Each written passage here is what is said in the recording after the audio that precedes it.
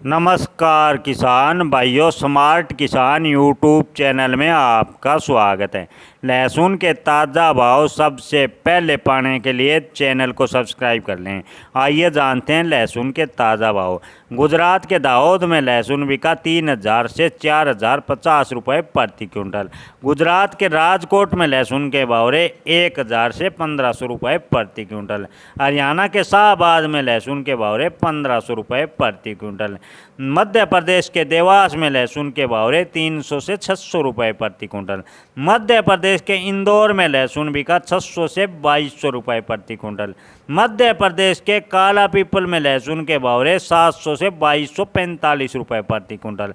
पंजाब के बठिंडा में लहसुन के भाव रहे 2500 से 3000 रुपये प्रति क्विंटल। दीनानगर पंजाब में लहसुन बिका 5000 रुपये प्रति क्विंटल। पंजाब के जलंधर में लहसुन के भाव रहे 1200 से 1500 रुपये प्रति क्विंटल। पंजाब के लुधियाना में लहसुन के भाव रहे 1200 से 1800 रुपये प्रति क्विंटल। पंजाब के पट्टी में लहसुन बिका 4500 से 5050 रुपये प्रति क्विंटल। बात करें राजस्थान की, तो राजस्थान के 12 में लहसुन के भाव रहे 2000 से 3590 रुपये प्रति क्विंटल। राजस्थान के कोटा में लहसुन बिका 1600 से 3000 रुपये प्रति क्विंटल।